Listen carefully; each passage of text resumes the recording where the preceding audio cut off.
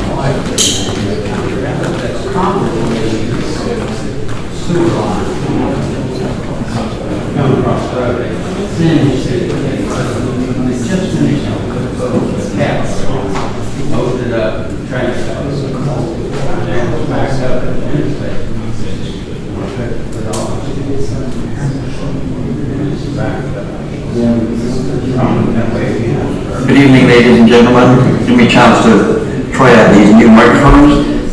We're just waiting for one more commissioner, so if you just be patient for a couple of minutes, and we'll get started very shortly. Thank you.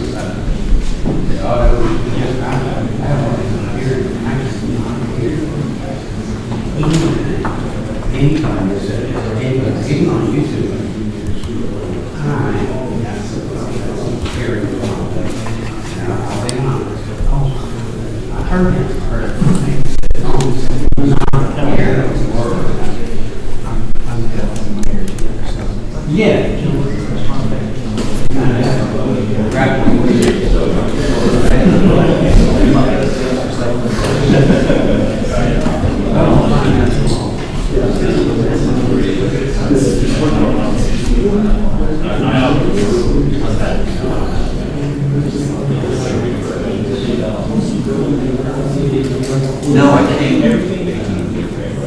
Wilson trying to replay the road.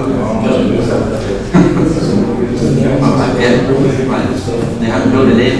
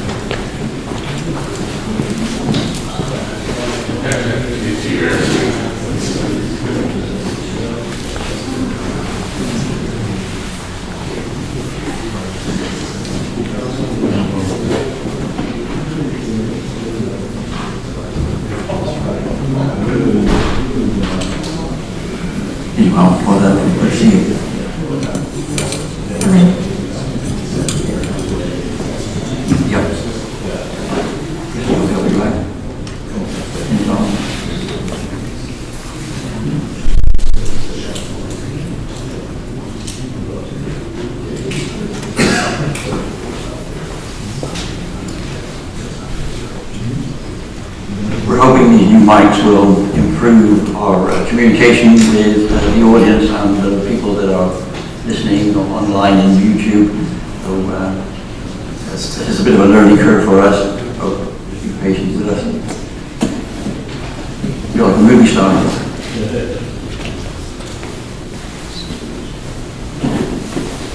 All right, so I think we're all here. I'll call this meeting to order of the Planning Commission on October the 10th, 2023. And Mr. Wilson, when you're ready, could you give the roll call, please? Sure. There you go. Malcolm Gorge. Here. Erica Page. Here. Marcus Taylor. Here. Ken Cole. John Mullins. Here. Will Thomas. Here. Thank you. Could you confirm that the agenda has been properly posted and the press notified in accordance with state law? Yes, sir, it has. Thank you. Next item is to approve the agenda that commissioners you've received in your packet. Hopefully you've had a chance to look through it. I'm looking for a motion to approve the agenda as presented. Make a motion to approve the agenda. Second. Motion and second. All in favor say aye. Aye. Aye. Any opposed? The motion is approved and the agenda is adopted. You join me in the Pledge of Allegiance, please. I pledge allegiance to the flag of the United States of America, to the republic for which it stands, one nation, under God, indivisible, with liberty and justice for all. Thank you.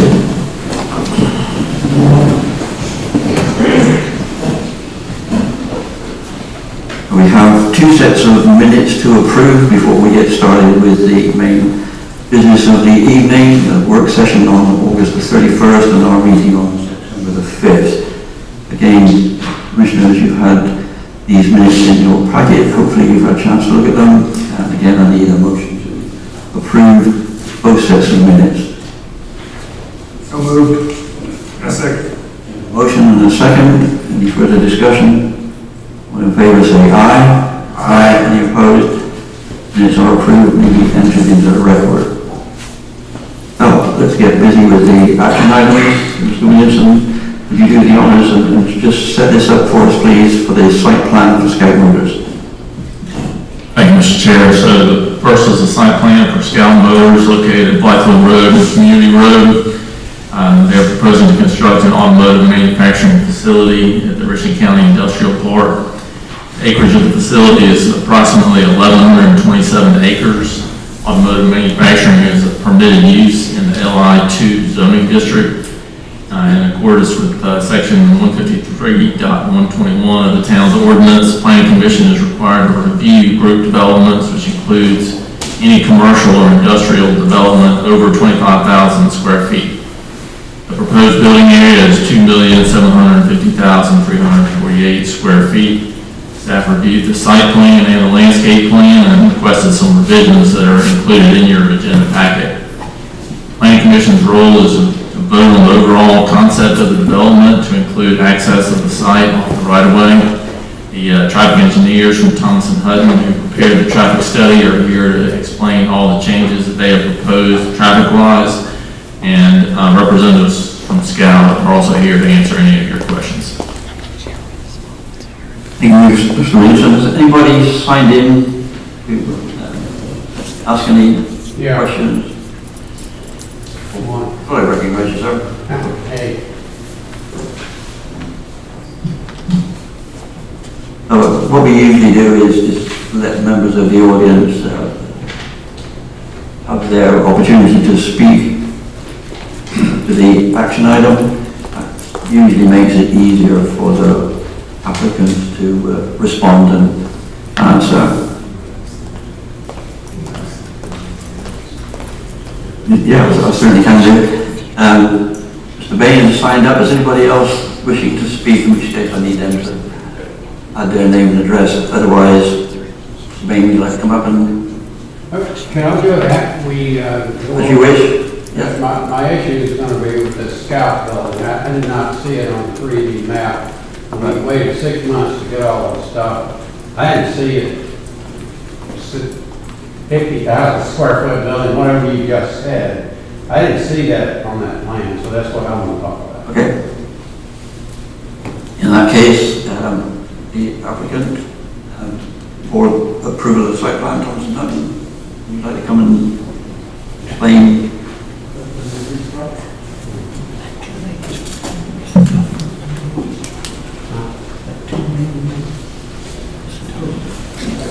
So my name is Corey Wise, speaking on behalf of the client, applicant Scout Motors. So this is however many square foot that Carol just said. Scout Manufacturing, auto manufacturing plant, to be located at the intersection of Blythewood Road and Community Road near exit 27.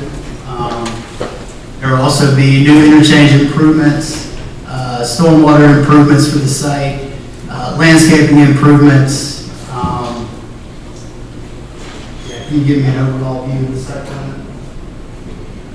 So just the phase one. So this application is just for phase one of the site plan.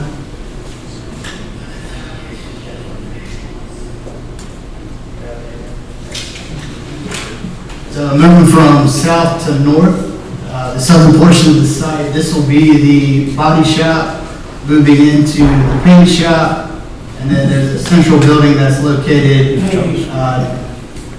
north and south of the site. And it kind of connects all the buildings together so that employees can be dispersed throughout their work zones. The employees will enter the site from the east, from Community Road, where you can see those darker shaded areas. That's where employees will park. We are code compliant with parking requirements. And then moving further north into the site, this is the assembly building where the vehicles will be put together. From there, vehicles will leave the assembly building and move west to what's called the finished vehicle parking, where they will be staged. And then they will be either shipped via rail, which there's a rail yard just to the south of the project. And that's on, you go to almost the last sheet of the project. It gives you a better overview where you can see that rail yard. Vehicles will then leave the site via rail or truck to the south, and the main truck entrance is to the very north, where there will be a new proposed roadway that will connect Blythewood Road and Community Road. And then again, Allison will go over all the improvements associated with transportation. So this is we have a revised set into the planning commission that shows it. But if you're, so we're facing, the plan south of the sheet is east, true east. Plan north of the sheet is true west, and then the plan left of the sheet is true south. So that's where the Ashley Oaks community is, that residential area. So between the line work that you're seeing, which is a relocated overhead power transmission line, there will be a rail yard, which I'm sure most of you have seen. And then that's where the facility begins north of that. So over I-77 bridge, that's where the rail will enter the site. Rail will stage there and then move into the property, where again vehicles will leave to go wherever they're being distributed in the United States and elsewhere. So this is a good example of landscape sheet. There are multiple buffers around the site. So the green shading that you're seeing, and I know it's difficult to see on this zoomed out view, there will be, that's vegetation that is to remain on site. There's other buffers around the periphery of the property wherever vegetation was not able to be kept, where 50-foot vegetative buffers along any residential property lines will be planted or kept wherever they can be. And then along any new public road frontages, there's required 20-foot right-of-way buffer, where those will all be in place as well. In the parking lots, there will also be plantings in the parking lots as required per code and ordinance. Yeah, this is just some of the zoomed-in sheets showing where those buffers are along the periphery of the property. basically it's just typical tree plantings for a parking lot. I don't need to go into any detail there. Can you go back to one of the overall site sheets, which was the beginning of the project?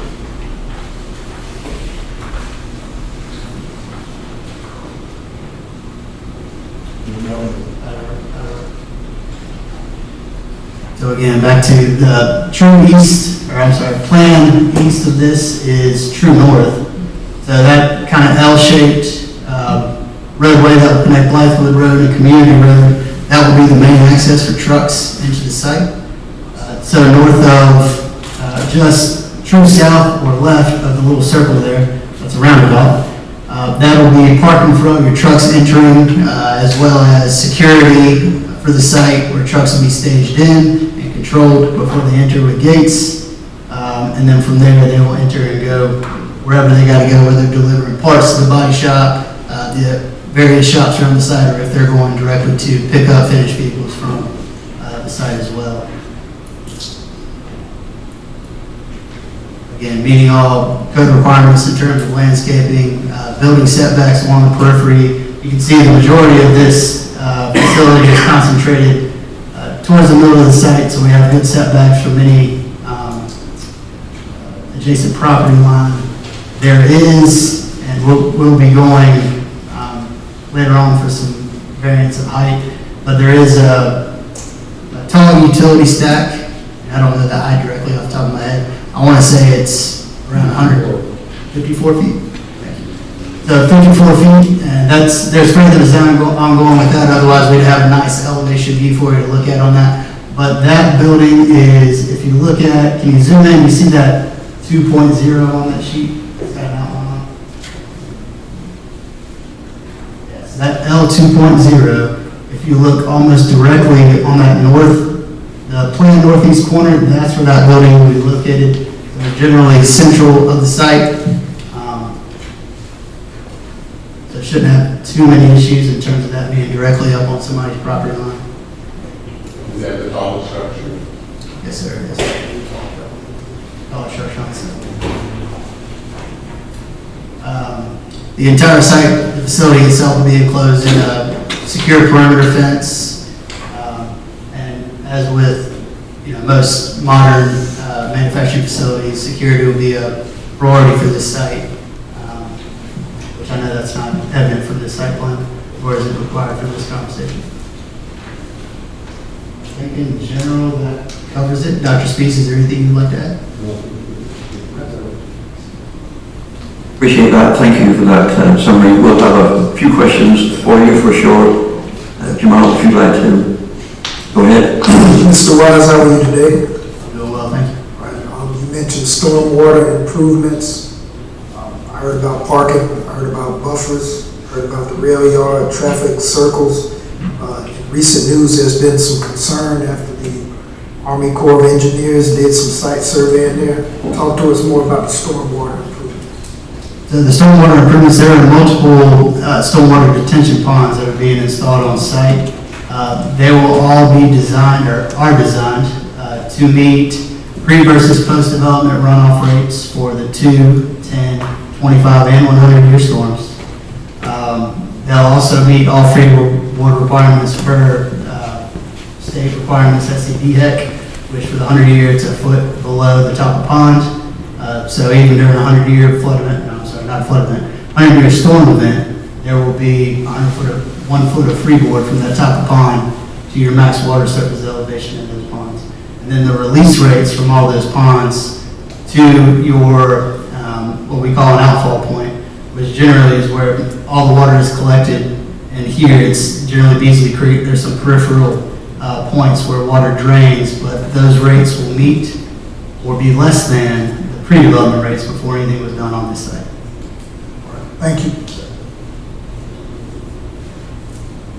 The last time you were here, we were speaking about noise mitigation, particularly with respect to the Ashley Oaks residents. Yes, sir. And there were various plans for putting in elevated berm and planting trees perhaps, or some kind of screen to reduce the noise, has that plan been finalized? Can you explain what that is? So yes, sir, as a part of the actual mass grading that's being completed out there, there will be a 5-foot tall berm installed at the top of basically there's a large fill area where the rail will be sitting. So it's approximately anywhere from 30 to 80 feet above existing grade from that adjacent, what would be south near the Ashley Oaks property. And actually you have in the application those cross sections that I sent in to illustrate that. And we just sent them out. It came later, so I know we shared at an earlier meeting, there were some cross sections that illustrated this really well. But you'll have a 5-foot tall berm that's sitting basically right adjacent to the rail, which is that was included as a part of the noise study. So that helps mitigate a lot of that noise that's coming from the rail cars coming together, connecting down near rail level. With that included, along with the 50-foot vegetative buffer that will remain in place along the Ashley Oaks property line, they're looking at a negligible increase from the pre-development noise levels at the property line of about 3 decibels, which from the noise study that was completed is almost not detectable by human ear.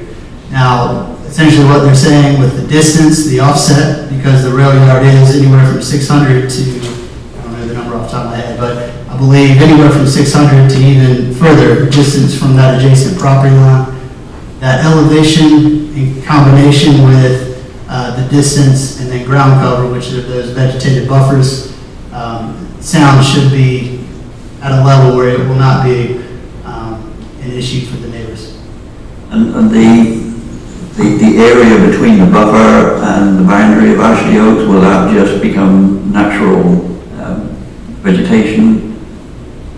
So the area between the buffer, which is if you've got the Ashley Oaks property line, then you've got the actually larger. Part of that will be the overhead power line transmission line that had to be relocated. So we've got some utility right of way. Right. And from there, it really starts the grading straight up. So that large hill to build up to the actual rail yard. And then we'll have the berm that'll be on the rail yard itself. Thank you, that's it. Now this is, I know it's hard to see from this view, but there's multiple cross sections where you can see, and then that's that easement I was talking about, that 220 feet there. I'm sorry, 225 feet. But there are, to help with that screening on top of that 5-foot berm, we haven't completed the investigation yet to see if we can plant anything on that. Because with these detention ponds, there's large impoundments, because they're so large, they're regulated dams, so those have to get approved through DA, which is good. But we're not quite sure yet if we can plant trees in those, but we're investigating that to give some additional screening for that. It's usually not a good idea. That's right. That's right. It's not good for the integrity of the berm. But these are really large fill areas, so it's possible we'll be able to do it, but we're still investigating that. But the 5-foot berm will be there, and a minimum of a 50-foot vegetative buffer will be along the Ashley Oaks property line. Thank you. Any other questions? It was a massive amount of information to try and absorb, but from our point of view, I think we just need to try and appreciate the overall impact on the community and the mitigation efforts that you're providing. So the only other one, I guess, is traffic, and that's. Just want to hear an overview on the traffic improvements. Yeah, we could perhaps move on to that. I think that would be a good move. Sir.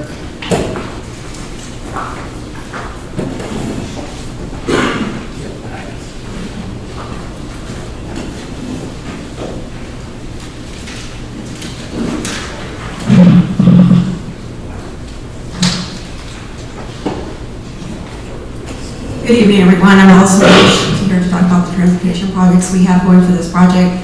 What Carol is handing out to you, they are exhibits that are part of the overall memos you did receive. And he will be able to pull these up on screen, but I wanted you to have something in front of you so you didn't have to break your neck looking behind you.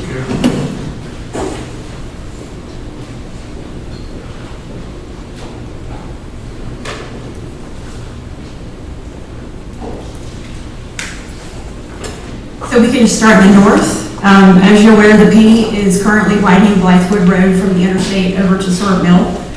We have a project where we will be continuing that widening of 5 lanes from Syrup Mill over to Muller. The biggest improvements you will see in Muller intersection is we will be installing a second left turn from Muller onto Blythewood Road to kind of help with the school traffic that's right there.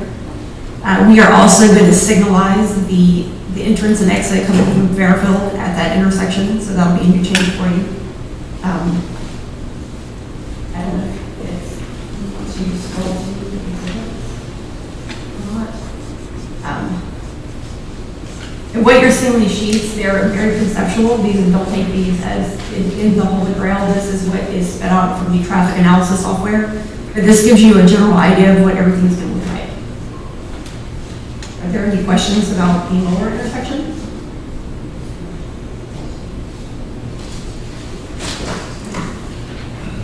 I don't think so, Alison.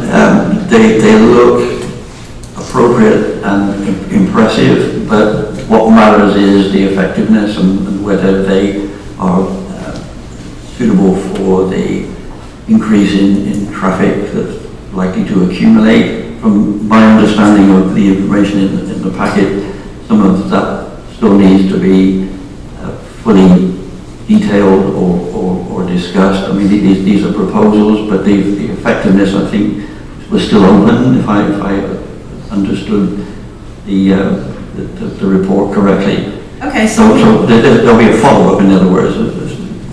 and let me take a step back.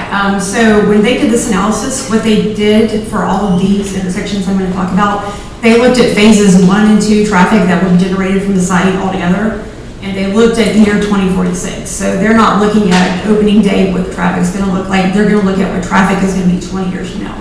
So that includes phases 1 and 2 traffic, and it also includes an annual growth rate, just to include, folks moving in, subdivisions, new businesses. So it accounts for all of that. So what you have seen in the memo is final for these intersections to handle that traffic. Good.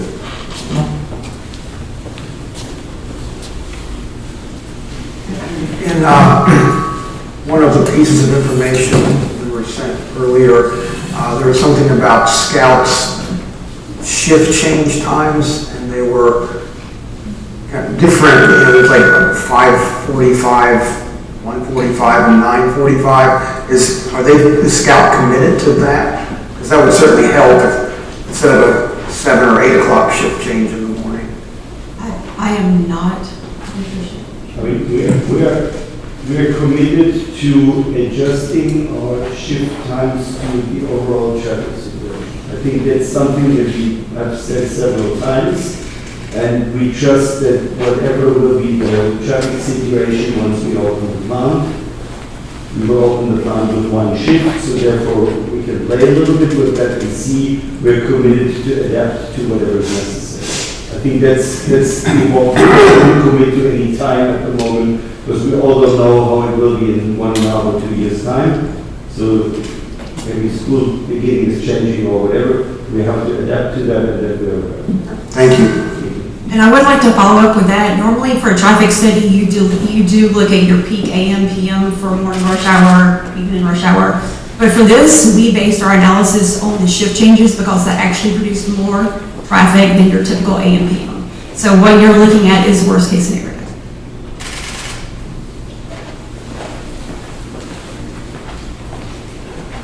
Any other questions, Commissioners? Just have one more. I know we talked about the anticipated production rate of how many vehicles the plant is seeking to produce a day. In the initial phase of the plant opening, what is production expected to be? And how soon do you expect it to get to that maximum number? I can't remember if it was. So the production start where Can you come here some money? normally I'm so loud I don't need to microphone. So, okay. Thank you very much. Jan Spies, my name. I'm heading the factory that is not there yet. When it comes to production volumes, we are at the moment planning to start our production beginning of 27. That means in the year 26 we are running pre-series cars. That's a non-relevant amount of cars that normally cannot even go on the public market. So we need them for homologation and so on. Let's not count those because they come and go. They will not be significant volumes. We ramp up somewhere beginning 27. We ramp up with one shift, add another shift, add a third shift. We think that the peak capacity will be reached somewhere 1.5 to 2 years later. Let's hope that people like our car and then it's fast. The question on what is the production volume, as an engineer, I'm normally calculating in cars per hour, and that will be between 40 and 45. We're playing a little bit with that number depending on how the demand will be. So we could put in additional robots without changing anything of the hardware and can go up to 45 cars per hour, which would mean, if you calculate it to the very extreme, on 5 days working, 3 shifts running, a lot of weeks per year, but still having some vacation, we could go up to 230,000 cars approximately.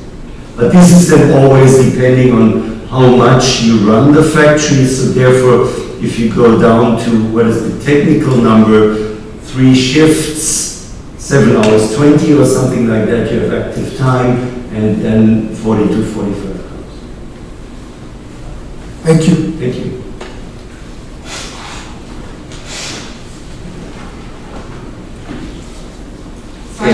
Thank you. Yeah, so I can move on to the next intersection, which would be Blythewood Road and Sort Mill.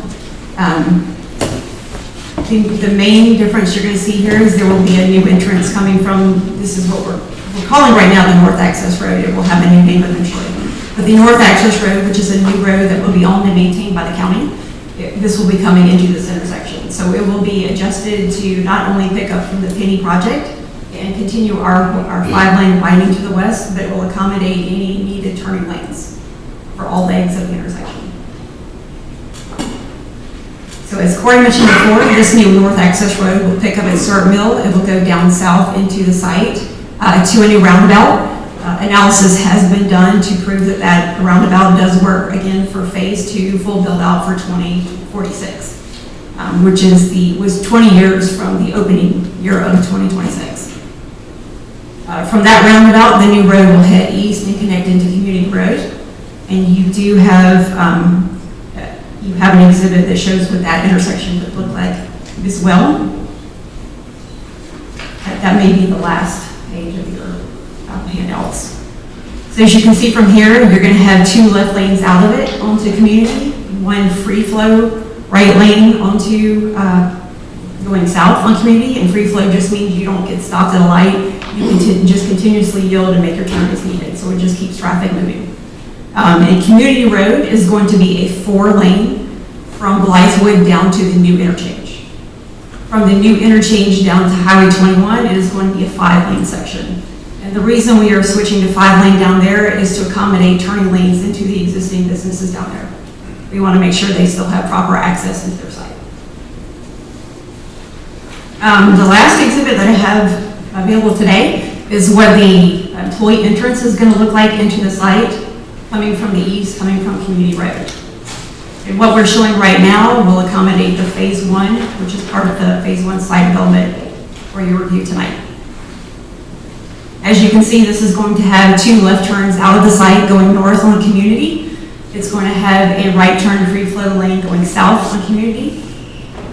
Community is going to have 2 left turns into the site and 2-3 going up and 2-3 going down. We do have an analysis being run on the intersection of Community and Highway 21. We do not have that final data right now, but of course it will be a 5-lane intersecting with Highway 21, and the signal will be adjusted to accommodate that. When do you expect to have that final information? We expect to have that next week. Oh, really?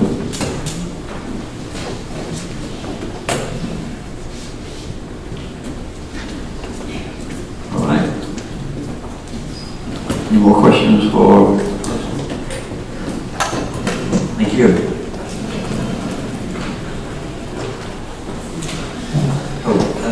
Before we move on.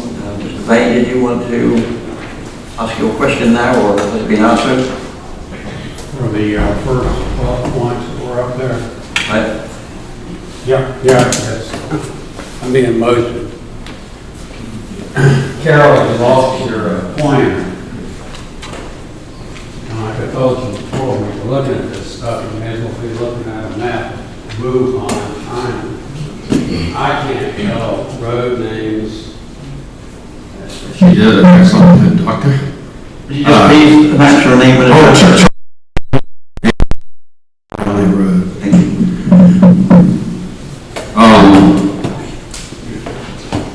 Let me get to my notes here. It would be good if we had a pointer and we could slow some of this stuff down. It would help me. I'm older than anybody else in the room here, I guess.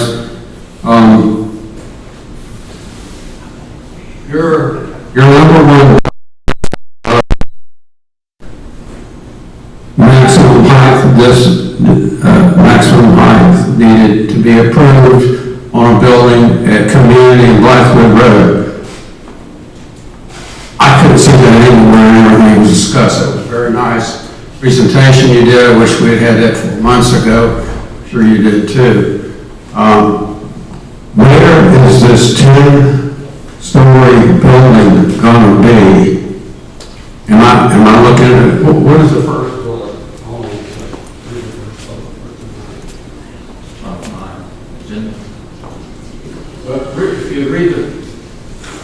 If you could read the first bullet on the agenda item, I thought it talked about something called height. You're wanting to expand the height requirement of buildings. I may be at the wrong meeting, and I apologize. So separately, Scout has requested a variance to exceed the height, but that's not really part of this site plan. That's next Monday for the Board of Zoning Appeals. Is that what you're? Probably. It showed up in it. See, the only thing we see, I see, is you're driving by a road, 45 miles an hour, 35, and you see this little yellow sign sticking up. Right. And that yellow sign's been used over and over and over again, and it looks like a cartoon pastel. I'm not degrading anything. I know you're doing the best you can do, but I can't read it. I don't have time to pull over and stop and take a picture of it because they're building a highway. Yeah. It's confusing. So my intent was after this meeting to put those images of the sign on the Facebook so you can see it more clearly, but I didn't want to confuse it with this meeting, which is kind of an overall site plan design. But this is the overall. Correct. Yeah. Right. A variance tonight, so this is just to get approval of the site plan pending things like other reviews or other approvals that are required for the site, which include a variance for the maximum height. Okay, because what was shown on this whole open area here was all one story, except for you and I got down on our knees and looked. You said, look, the paint shop's going to be this much higher. Correct. Are you telling me there's going to be a 10-story building somewhere in this morass of buildings? No. No, but the maximum, I can help you. We both stood at the model. Yes. So we were politely listening to what I. it doesn't get on the video unless you're on mic, so if you're. So you were listening to what I was saying, and you were asking the question, what is the highest building, and what is the one that is going into that direction, what you're just pointing out. Even if it's not part of the meeting today, do they see me on video when I go to the screen? Possibly, but we can certainly zoom in to the location that you're referring to. If you zoom out again, if you make it smaller again. It's this building, as Mr. Price said, right in the middle, of which parts are going a little bit higher than the whole roof. It's at the end of the day, it's a 2-story factory building, so it's 2 factory floors. higher ones, but this is the highest point of perfection. Okay, so there, I read something about some zoning, something coming up. I guess it was Monday, obviously. Said there would be they wanted a height variance, and story, not true. Well, not. We have a win here. Has nothing to do with Scout. Thank you. So we won't need a parking variance of any type. Variance we made earlier. There's no new buildings or anything here. The parking variance we agreed on before is still accurate. The parking variance. Yes. Yeah. Part of the review. Yeah, I know. I'm going over some old stuff, but you kind of come in and out of these things. You don't know who you're talking to sometimes. I don't know who I'm talking to. Okay, well, let's.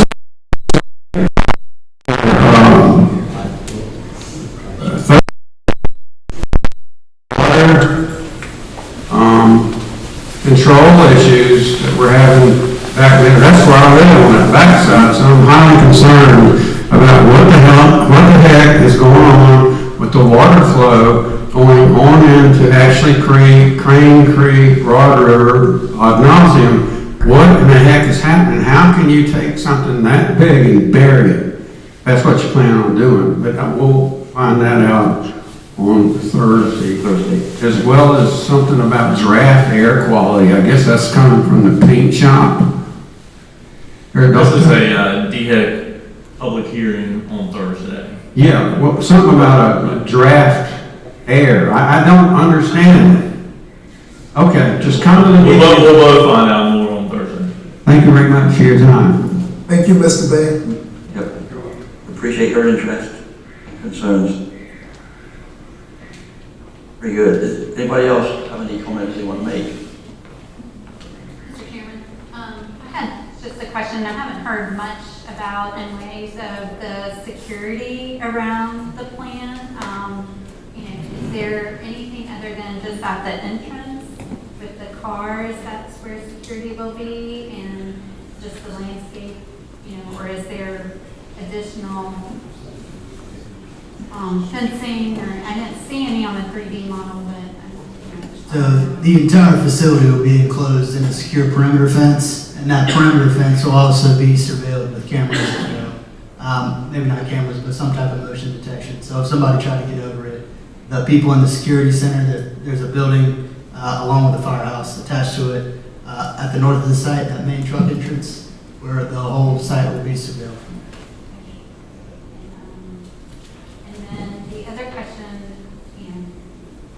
Public service, our fire station, has that been somewhat addressed along the lines? I believe we have one full-time fireman and then a volunteer, or there's volunteers. Is there talks with regards to Richland County and support of all that? And that will have so many more people.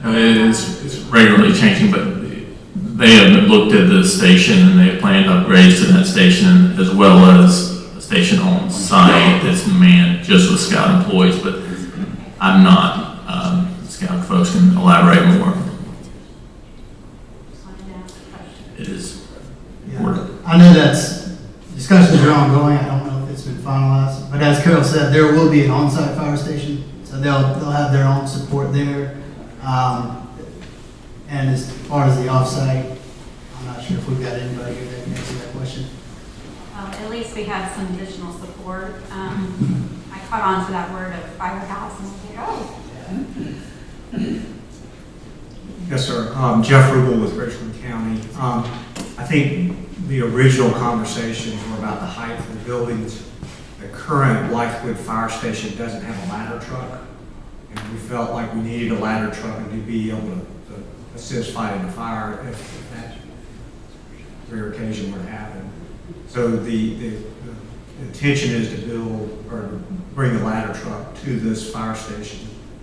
What I found out was that the fire station is not long enough to house a fire ladder truck. So probably there's going to be some physical improvements as well, but we've committed to doing that. So that's kind of the general plans, is to be able to house that. With that, there'll probably be staff increases at that fire station as well. Thank you, Mr. Rubel. Do you have anything else? Can I ask a quick question about while he's up there about the fence, about the barrier, or the security fence? To the mic, please. Elvis. Roger Holvis, 209 Maple Ridge Road, actually Oaks, Phase 1. I would like to know, or a bunch of us would like to know about the security fence, the berm or perimeter fence, as you brought up. Could we get a sketch or an overlay on the map of exactly where that fence is going to lay? I don't know if Mr. Speeds has an idea of where that's going to be. Is it going to be close to the railroad tracks? Is it going to be further away from the railroad tracks? How far is the fence actually going to be outbound? So the rail yard itself will be outside of the secure perimeter fence. And the perimeter fence will hug relatively closely to the facility itself. It will not be out at the property line, if that was kind of your general question. That was kind of a general question, but for security purposes, doesn't the railroad have to be fenced in? Homeland Security, I'm an old agent, we used to have to do all that stuff with railroads. They had to be fenced in. So there may be, and this, we're not necessarily doing the detailed design for the rail yard. We're preserving the space and getting the approval for it. It'll be owned and maintained by a separate entity, which may be the state or Norfolk Southern itself. They may have fencing requirements, but they will have that on their site. Yes, sir.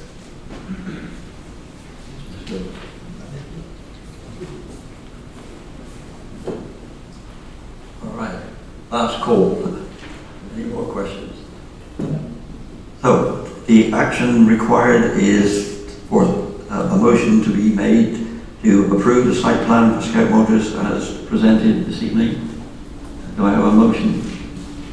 Ask a question first.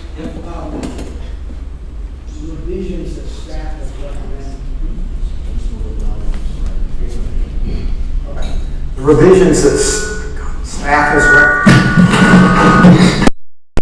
The revisions that staff has recommended, is that part of what we're trying to approve? So, what you're approving,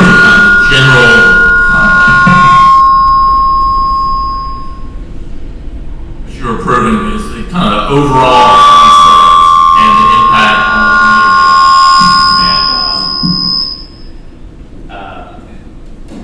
But all those revisions, it basically, if the planning commission approves it, then it comes back to staff and between staff and engineers to get those revisions correct. And I did want to note as part of that is that there are lots of other reviews associated with this in terms of the wetlands permit and the FEMA flood permit that are all, our site plan review, the towns, is all contingent upon those approvals prior to us approving that. So nothing will happen until those approvals are in place first. So I just wanted to make that clear, kind of for y'all to know what comes next.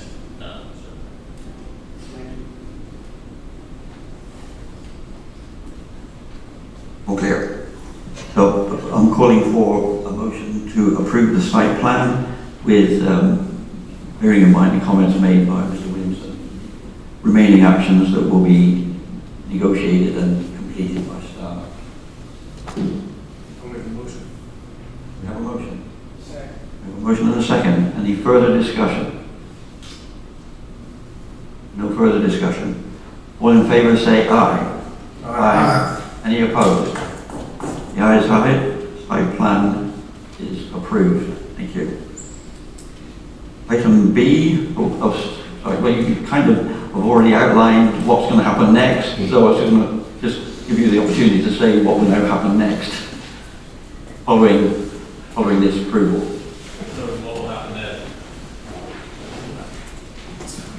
So what will happen next is, they'll submit revisions to my comments, and we'll get that as finalized as possible. We'll wait on the other approvals, and then when the site plan is approved, then they're also simultaneously submitting building permit applications, and we're trying to review those, and all those will hopefully all be kind of waiting there pending the review of the site plan, the approval of the site plan. And so once the site plan is approved, then we'll be authorized to issue building permits when those plans are approved. So, And is there any further action required by the Planning Commission?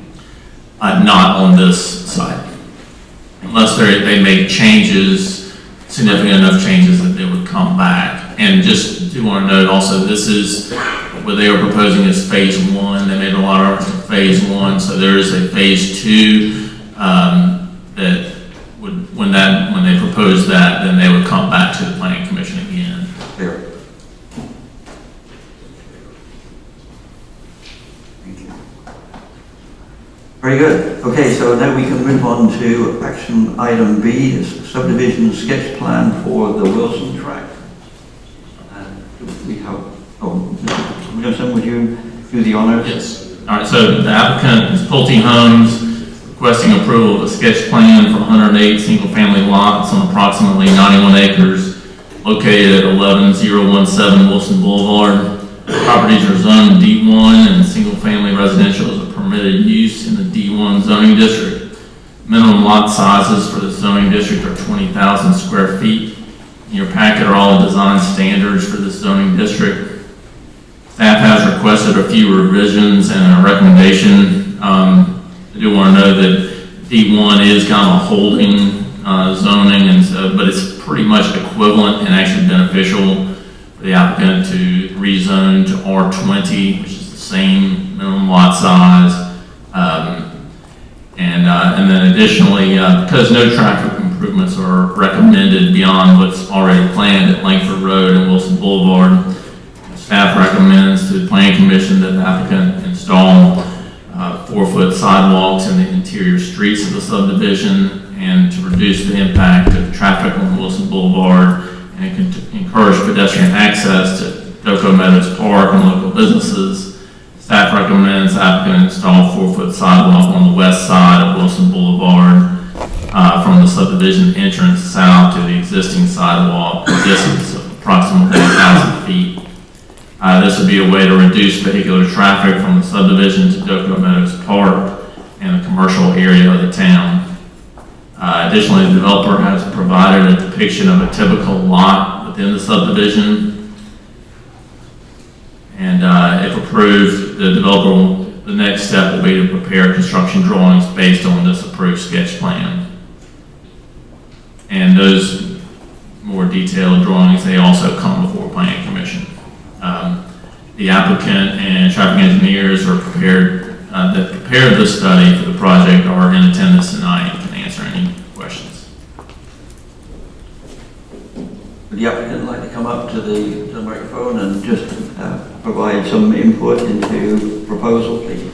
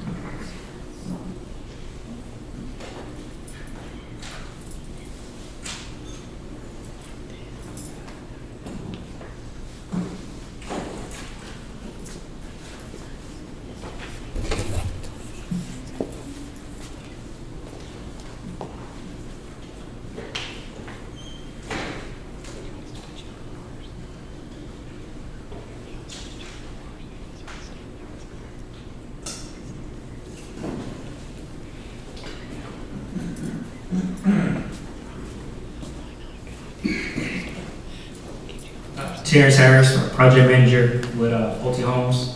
Here seeking sketch plan approval on a 108 lot subdivision right here in the town of Blythewood.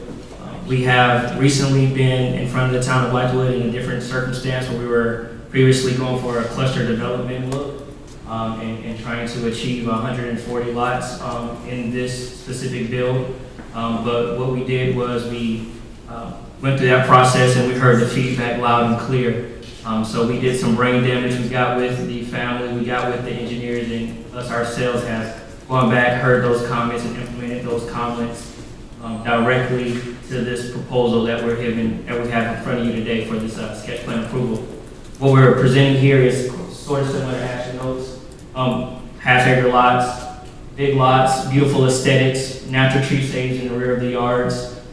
What we're trying to do is keep the hometown feel that we heard, or that we feel like we've heard in the feedback that we've gotten in our previous appearances here. Everything that we've done with this plan set has been in favor of all the feedback that we've gotten. So we're excited about this community. We're excited about what this aesthetic brings. We're excited about how this feel is, and we feel like it fits the community and the culture of the town of Blythewood, sort of similar to Ashley Oaks. What we've done previously, we've had the traffic study done, which was requested by the town. We have the traffic engineers here. We're excited again about this community, and we're just open for comments, feedbacks, but ultimately seeking sketch plan approval. Commissioners, any questions? One more thing, this plan that we have here is per the zoning, just to echo what Carol was saying. So instead of going for the variance, we, like I said, took the feedback and step by step did about the book of what we feel like the town is. I can perhaps start off. Mr. Williamson, did you want to make a comment? I was just going to explain how that, so the applicant went to the Board of Zoning Appeals to get a special exception, which was a requirement for a cluster subdivision, what they had proposed, and the Board of Zoning Appeals denied that request. And so what they're proposing tonight is by right what they're allowed to do by the zoning district.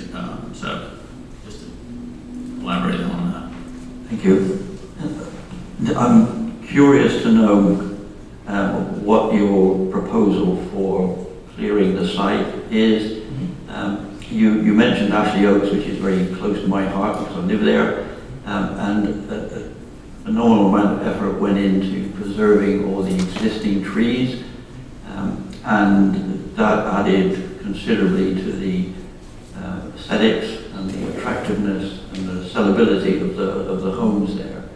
Are you trying to preserve the trees on the lot wherever possible? That's correct. Carol, if you could please on the live breakout. So what you see is what we're proposing and what we're aiming for. That's our overall goal, is to have a natural tree save in the rear of all the lots, a select tree save on the eastern and western boundary or the side boundaries of the lots, and pretty much preserve the natural feel of the community by keeping the tree saves and having the natural trees. These are not planted trees. These will be currently existing, select clear, built around what's currently there.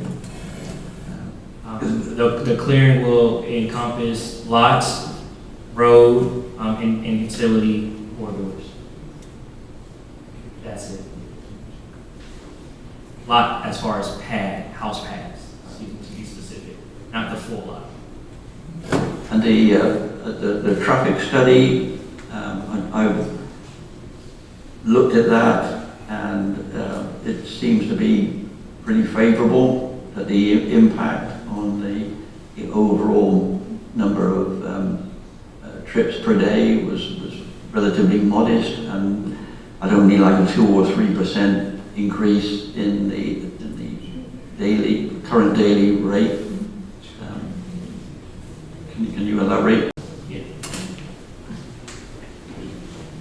As far as Blythewood is concerned, traffic is like the one and only issue.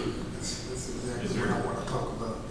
Yeah, understood. Good evening. My name is Joe Robertson. I'm with traffic engineer with Kimball Morgan Associates in Columbia. I prepared the traffic study for SCDOT and then the follow-up as requested by the town. So happy to answer any specific questions. I think in terms of the percent impact, we looked at the total traffic that's entering the intersections, particularly the intersections of Main Street at Langford Road and Blythewood Road as requested.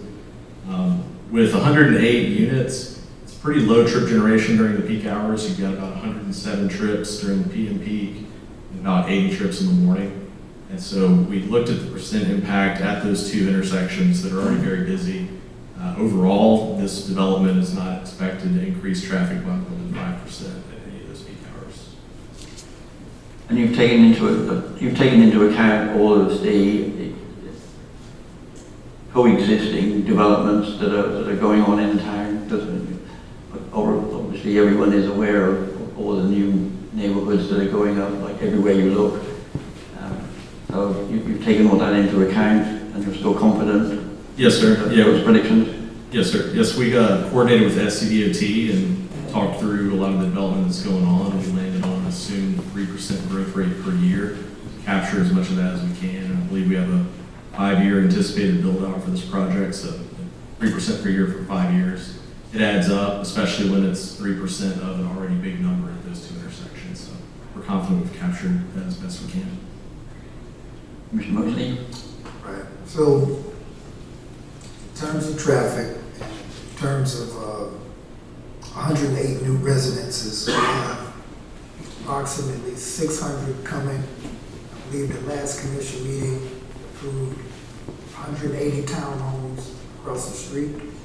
Talking about an additional 108 here.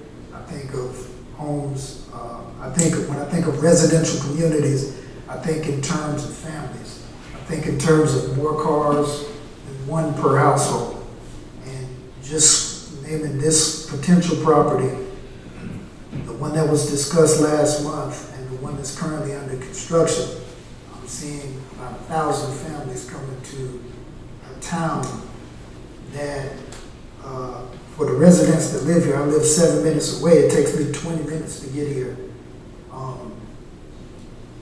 And as far as I know, with the 20-year master plan and the 10-year comprehensive plan, we have no existing intentions to expand Wilson Road beyond the 2 lanes that it is, Langford Road beyond the 2 lanes that it is, Blythewood Road. And where Wilson intersects with Blythewood Road and Langford Road creates currently, as in today, a nuisance that backs traffic all the way up to exit 27, at least a quarter mile on the road now, to where cars are on the shoulder of the road. Now, in terms of that area, with Scout Motors coming, we've discussed some new expansion there. We extending that lane on that highway some, but in terms of traffic coming this way, traffic coming from this intersection is backing up all the way to I-77.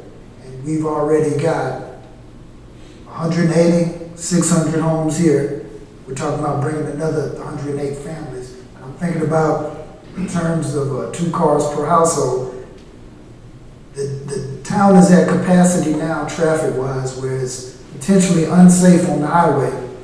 It's a nuisance for people trying to get places because the town is built around the railroad as is. I just find it, I'm not trying to discredit your profession or your professionalism. I find it difficult to believe that, considering all development that we know of, in addition to this, that 3% is all we're going to be looking at. 3%, help me understand what 3% means. Because just getting here from my home, like I said, which is 7 minutes away, once I passed the restaurants down the street, I had to wait for this light to change 4 times to be able to get here. Before it was my chance to go. And even then, I was still in the intersection, presenting a situation that was not safe for me or other drivers on the road. What does 3% mean? Does that mean we're going to wait at the light, 2 more light changes with more traffic? Help me understand 3%.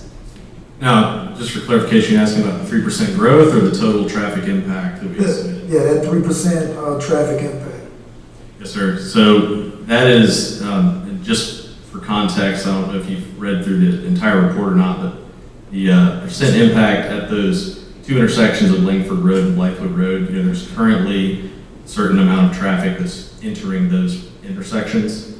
As we grow that traffic up to our assumed future year of 2027, those volumes increase, and then we estimate our project trips and add that on top of it. So the 3% increase or 5% increase that was discussed, that is how much this specific development's traffic is going to increase at either of those intersections. And that's including, the growth rate, which is the best that we can do.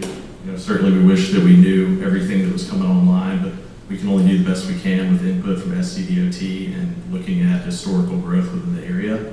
So we pull up several traffic count stations and we look back in time over the past 5 years and see how much has Blythewood grown over the past 5 years, and that gives us a decent indication of what's going to happen in the next 5 years. Certainly a change in circumstance being Scout Motors being announced since this study was originally done last year. But in our follow-up discussions with SCDOT, the 3% growth rate that we used was appropriate by them.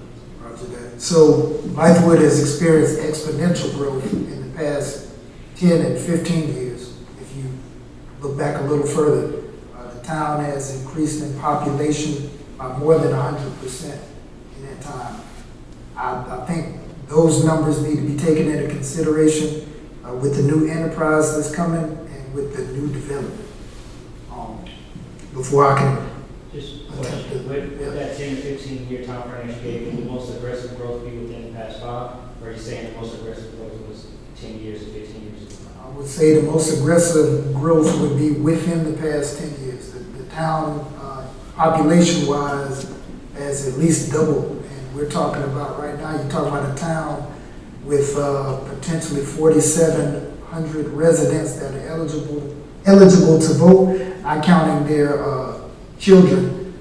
So we're looking at, like I said, I'm looking in terms of, with respect to your community and the others in development, I'm looking at 1,000 new families coming to a town that cannot handle the existing people that live here already or that need to travel through here every day.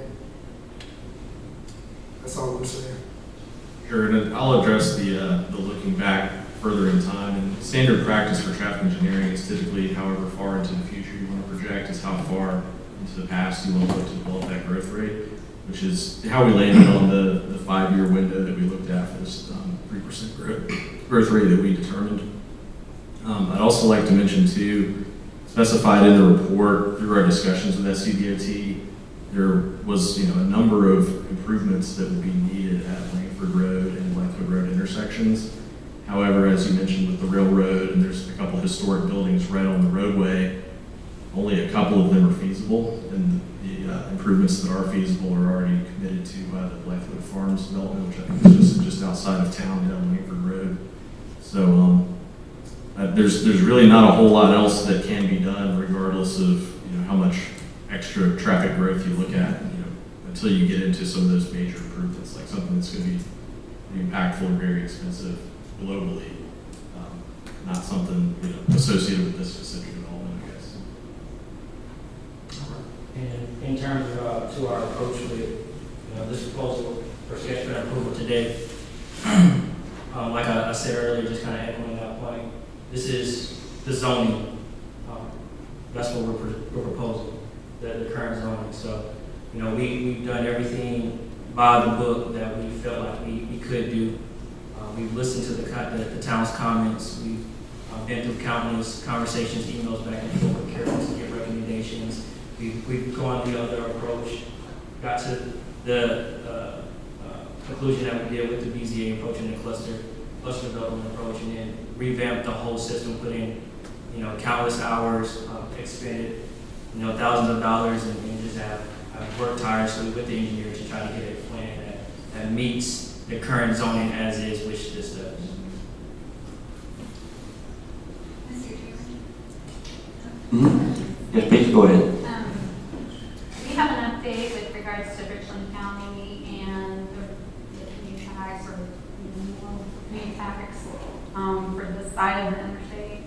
we have an update by chance on Richland County? Are you talking about Creech Road extension?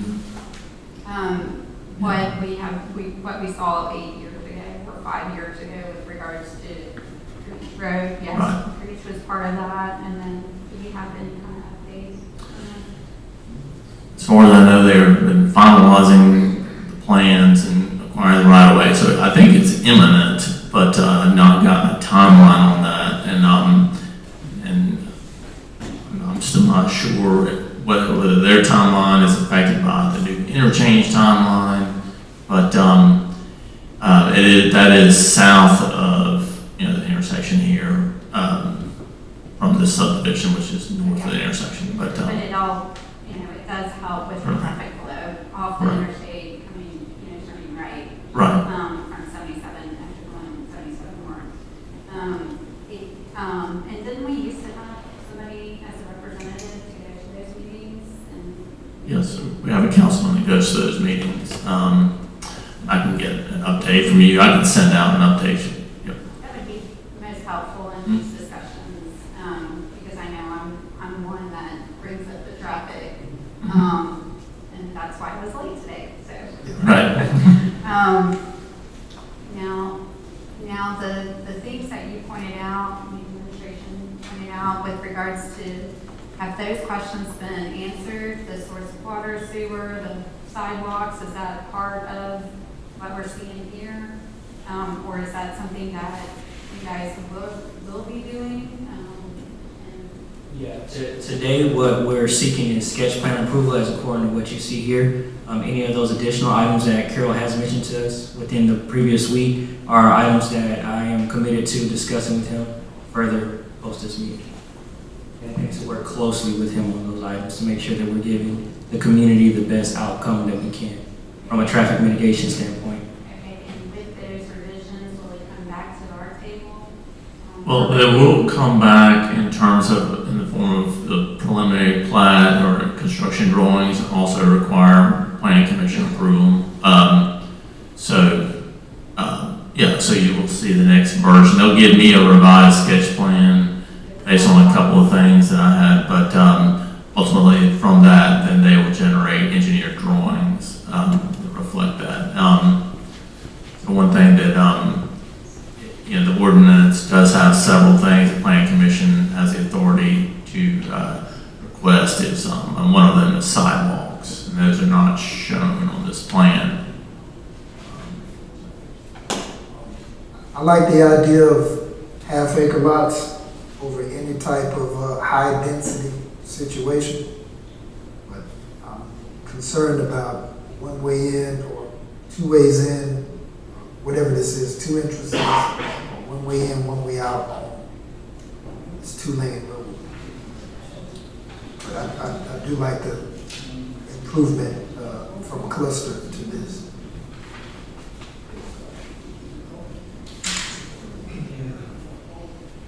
Commissioners, any further questions? This might be for Carol. This development, what middle school would those kids go to? I don't know exactly. I would think Muller, but I'm not 100%. I was wondering where they're going to go. Where they're heading? That's a good question. He's probably going around close to Like I say, we like this sketch plan, but I mean, myself, it's just not about time. You ask me to just, and traffic is one of the things we really hate. And, a lot of people that I talk to me, really hate the traffic in Blythewood. I was almost late, but I drive like a fool, so I can get through. But, nice site plan from the last time, but,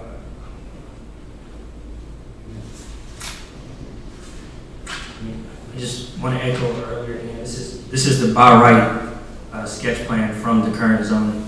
So there is really no other way from a programming standpoint that this could have been accomplished without utilizing the lot count per the square foot that we have to have. So that is kind of driving the lot count as well. But this is something that, like I said, we've heard the town loud and clear on our previous higher density cluster development, more compact, higher density houses. We've revamped that schedule. Like I said, we put countless hours and countless time into it. We've been communicating with the town every single step along the way. So this is the by right proposal to the schedule plan that we're seeking approval on. Right, so I just want to emphasize that the Planning Commission has the authority to make suggested traffic control improvements, but does not have the authority to say they can't build on some of the zoning permits. So just want to make that distinction. And I put in your packet some of the sections of the ordinance and the checklist, things for Planning Commission to consider, which are like traffic control devices or sidewalks or how open space is used and those types of things. And like I said, we're committed to working extremely close with the town of Blythewood and the town administrator, to make sure that we're properly mitigating and seeing, getting to the point where y'all feel comfortable. We feel comfortable with the mitigation from a foot traffic standpoint that help minimize car traffic. Yeah, so basically we just trying to approve the site plan. We disapprove the site plan. That'd be it for this. If you disapprove it, then you need to specify what you are requesting them to come back with that's within your authority. So you don't have the authority to just deny the development of single-family residential in this zoning district. So, but you can and make other suggestions and other requirements associated with that. But yeah, well, you know how we feel about the traffic. I understand they got the right to want to build there, but if we can't get another road going out the back of this property. I just want to make a statement that infrastructure drives development. And with the existing infrastructure, I'm leery about any additional development that pours into that. Like I said, when it comes to the order of business, I like the site plan. I just don't like where it's located. I don't like that it pours in and out of one of the busiest areas in town, or if in fact the busiest. Like I said, traffic from that area that I travel on, that my wife travels on, that many of us use daily, is backed up from this intersection already without your development to exit 27 and beyond, creating a situation that's unsafe for our residents, those that have to pass through here. We've worked for a long time, speaking of penny tax, to get the improvements that we had originally coming between 77 Sarahville Road, now extended to Mother Road. Those plans took years to come to fruition in the form of the ground being broken that we see now. To be clear, I like the plan. I just don't like the location or how it pours into our existing traffic. So DOT is well aware of the issue with this intersection, so we have a pending study to determine how we're going to actually fix this intersection. We're working through that. Just want to flesh that out. That this is obviously not a problem. It's driven by a single subdivision or a single source of traffic. It's coming from all different sides, but so that is pending. But it just I talked with DOT about this, and they are well aware of this subdivision and the improvements. And so we have weekly meetings with DOT, just in general about Blythewood and the improvements they're making. But this intersection comes up a lot, so working towards. I know it's a long process, and it's fraught with complications no matter what solution you come up with. But it's not going away, and it's not being ignored. It's becoming more and more an issue that's going to get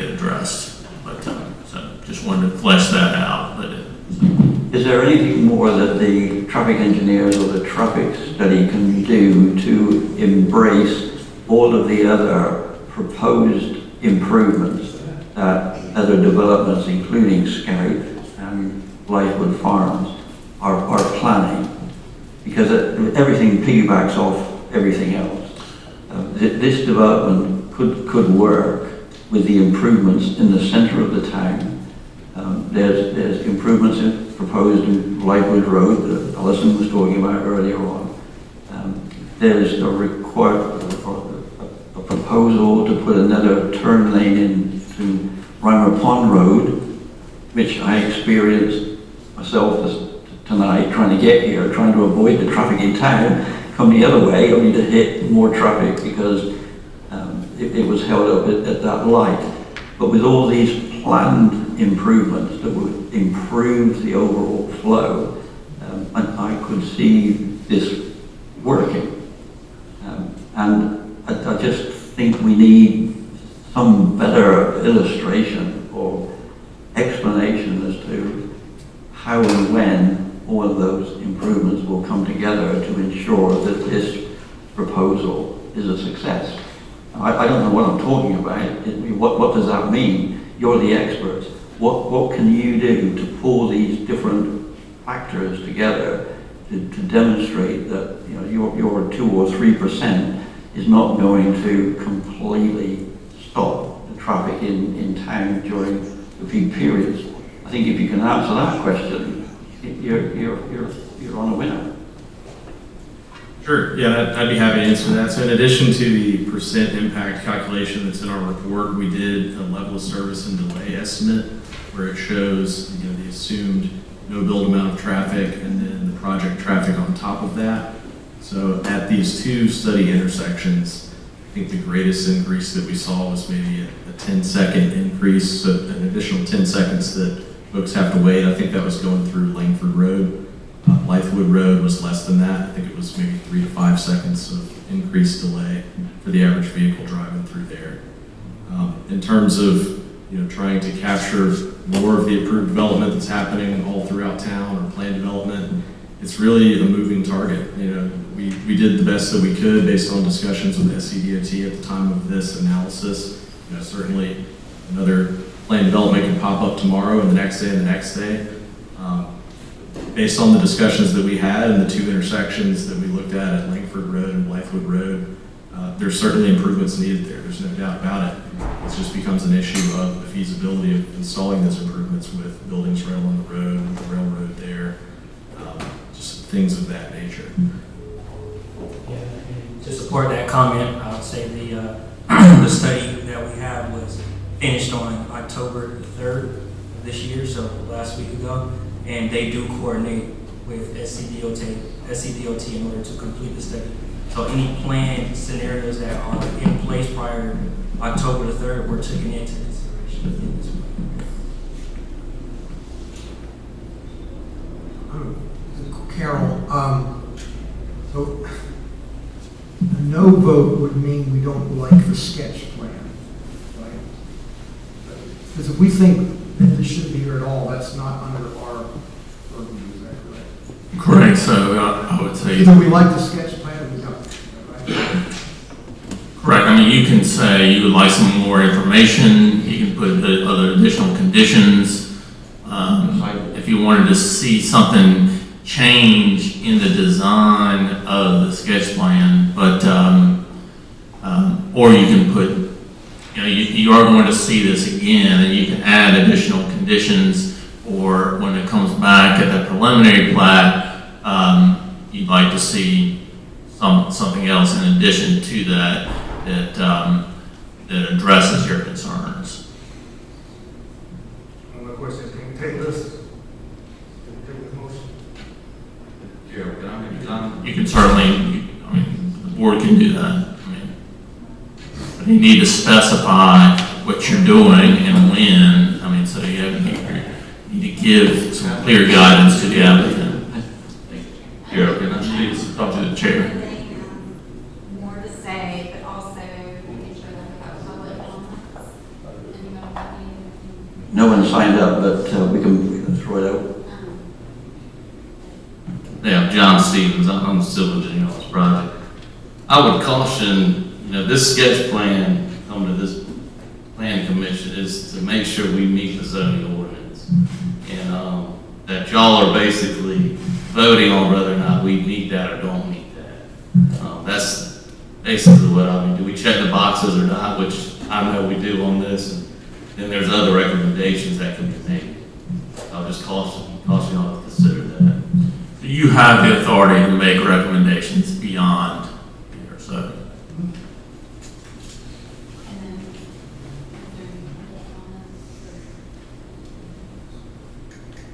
No, because, like I said, anyone wishing to make any comments now before we actually call for a motion? Yeah, it doesn't look like the people that live around it anyway, it doesn't look like the regular people that still get the site plan approved, so. Well, I would like to make a motion to approve on the basis of the 5 items listed by the administration. Right. As long as those items are met and reviewed and approved, then. I second on those conditions. But at the same time, the statements I'm making, repeating, I like the site plan. But everything else that I'm saying is for you and every other developer considering our town. We'd like to welcome new families here, but the existing families are stuck at red lights. And I want that statement to resound, not just for you that are here, but for every other developer that's looking to build. So I second that, based on those terms. Did everybody hear the motion? We have a second? Yes. Did you capture the motion? How does that need to repeat?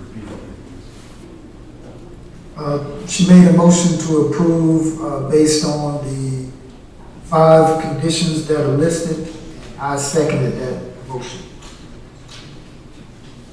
So I might go ahead and just read those. Sure. The record that we do.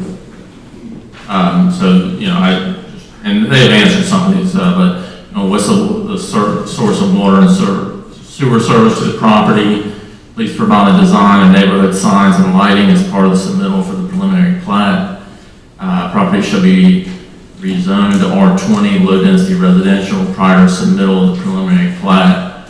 R20's uses and requirements are more appropriate zoning district for single-family residential. The traffic study references a right turn lane on Wilson Boulevard northbound at Langford Road. Provide a timeline for the installation of this turn lane. And staff recommends to Planning Commission that the applicant install 4-foot sidewalks on the interior streets of the subdivision. Additionally, to reduce the impact of traffic on Wilson Boulevard and encourage pedestrian access to Doco Meadows Park and local businesses, staff recommends that applicant install a 4-foot sidewalk on the west side of Wilson Boulevard from the subdivision entrance south to the existing sidewalk as a traffic control measure. Thank you.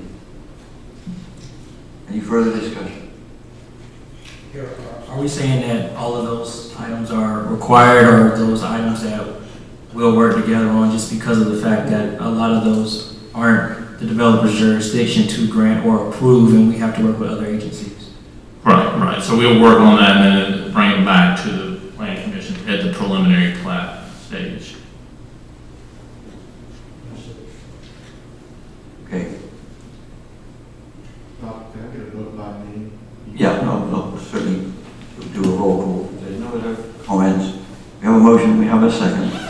All in favor, we'll do a roll call to indicate your vote. Mr. Secretary? One other question. Like we said, those 5 items on the sketch plan, that's what we're voting on now. Right. Okay. Do you want to add anything, Marcus? I mean, I just don't know what to vote on. I don't want to vote yes, and I don't want to vote no either, but so. You can abstain. Wish. Okay, I'm gonna go down the line. Erica Page. Okay. Malboza. Yay. Malcolm Gorge. Yay. Bill Thomas. Yes. Mark Stella. Yes. Ayes have it. Thank you. We know what's going to happen next. Thank you, everybody. I mean, that was difficult, but I think the comments were well placed and appropriate. So, leaves us with any other business?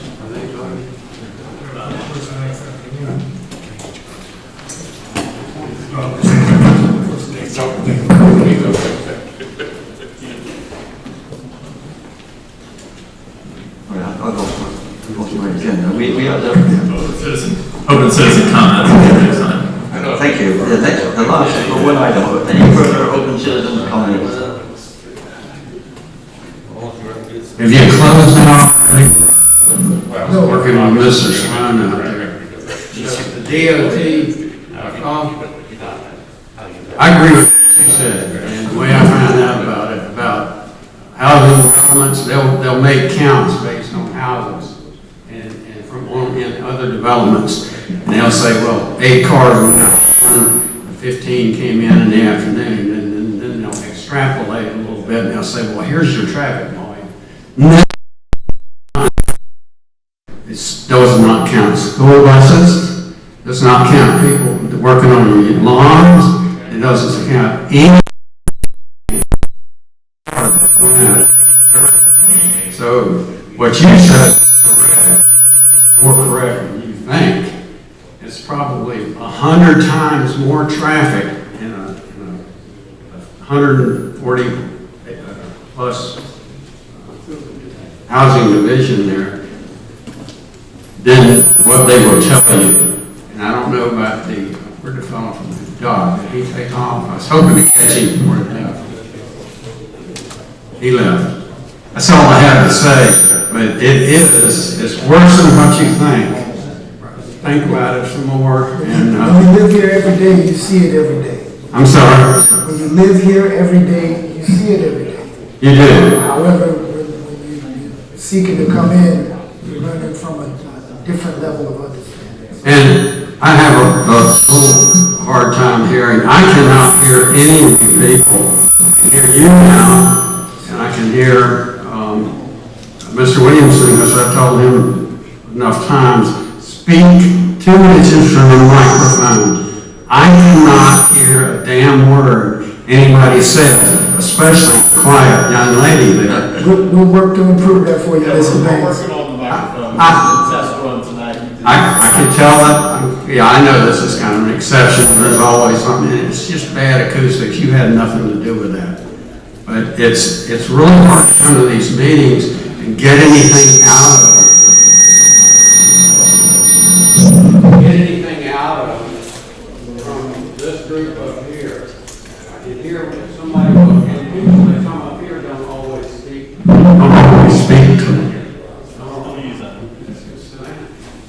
People